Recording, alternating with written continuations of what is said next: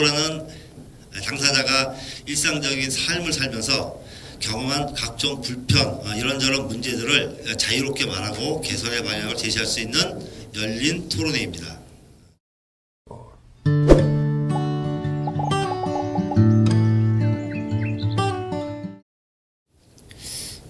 이제 친구들이 가끔 동네에 오게 되면 항상 마트에 있는 음식점을 데려갈 수가 없다 보니까 이제 그나마 좀 갈 수 있는 음식점들을 이제 몇 군데를 알아놨는데, 그 중에서도 이제 사장님들이 어쨌든 휠체어를 들어줘야 되니까 항상 저를 휠체어를 따로 들고 들어가고 저를 따로 안고 들어가 주시겠다고 말하는데, 어쨌든 제가 음식점 내지 어떤 병의원 또 여러 가지 어떤 시설을 알 수 있는 어떤 점자 표지판 같은 또 음성 유도기로 안내한다던가 하는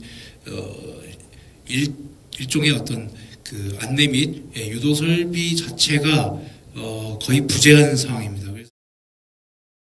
네, 그다음에 이제 오른쪽에 맨 왼쪽에 있는 사진이 여기에 구 러시아 공간 있는 데인데요. 저렇게 길을 이렇게 뜨문뜨문 그 블록을 만들어놔서 저거 이제 이의제기를 했더니 지금 휠체어가 갈 수 있게끔 맨 오른쪽에, 네, 오른쪽을 이렇게 중간 사이에 이렇게 해놨더라고요. 그런데 실제로 이렇게 해놔더라도 수동 휠체어를 이용하시는 분들은 앞바퀴가 작잖아요. 여기가 가면 이렇게 빠지거든요, 바퀴가. 그리고 좀 장애가 심하신 분들은 저기 지나갈 때 이렇게 덜컹덜컹해서 굉장히 불편하다고 얘기를 해요.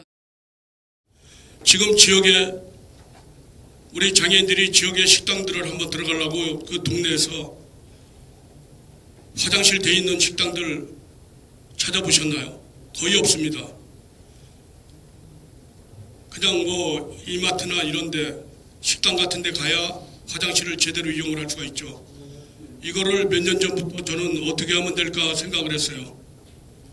그런 건물이 큰 데하고 지하철이라든가 지하철이 있는 곳에 엘리베이터가 설치된 곳에 내려가서 거기에 지하철에 화장실을 이용할 수밖에 없고, 또 연계된 병원이라든가 아니면 역전이라든가 터미널이라든가 이런 데를 찾아서 이용할 수밖에 없는 장애인들 사정이더라고요. 이런 것들이 되지 않으면 장애인들이 화장실하고 연계된 곳들은 없어요.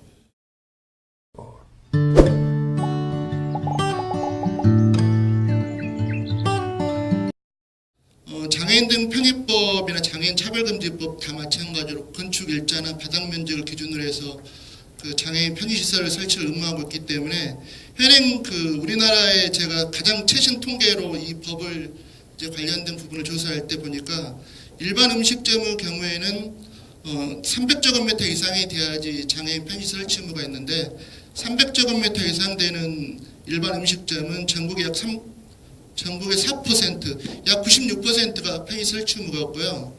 그다음에 저도 이렇게 빵 좋아해서 제가 좀 가고 싶지만은 바로 제가 근무하고 있는 국가인권위원회 주변에 있는 파리바게뜨라든지 이런 빵집에도 턱이 있어서 저 혼자 좀 들어가기 어렵거든요. 근데 이런 제과점 같은 경우에는 99%, 99.1%가 이 법 적용을 받지 않고 있습니다. 그다음에 식료품 소매점의 98%, 그다음에 이용 및 미용업 99.6%. 그래서 우리 생활 주변에 있는 대부분 근린 생활시설들이 장애인 등 편의법이나 장애인 차별금지법 적용을 받지 않고 있기 때문에 이러한 법을 개선하기 위해서 현행 바닥 면적을 완전 없애자.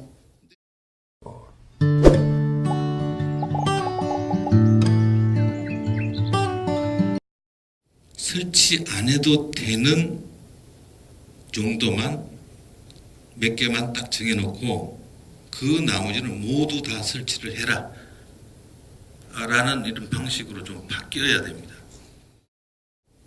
우리 건축물들은 용도, 특히 건생, 우리 동네에 있는 근린생활시설들은 한 건물에 여러 용도가 들어가 있습니다.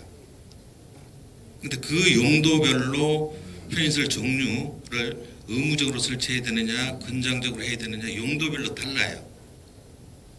근데 우리 이용할 때는 그 근린생활시설, 식당이나 뭐 미용실이나 그게 의무 권장을 나눌 필요가 없습니다. 그래서 그 용도를 나누는 게 아니라 그럼 전체를 다 다른 용도들 빼더라도 근린생활시설만큼은 근생 건물인 여기 안에서는 그냥 그 건물 자체 용도가 아니라 건물 자체에 대해서 편의시설을 설치하게끔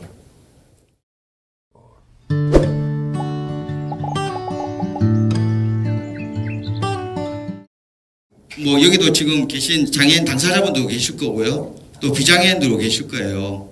근데 우리 없이 우리에 대한 것은 없습니다. 우리 장애인 당사자가 장애인에 대한 일은 우리가 더 잘 아는 거고요. 그러면 우리가 움직이지 않으면 세상은 바뀌지 않는다고 제가 생각합니다.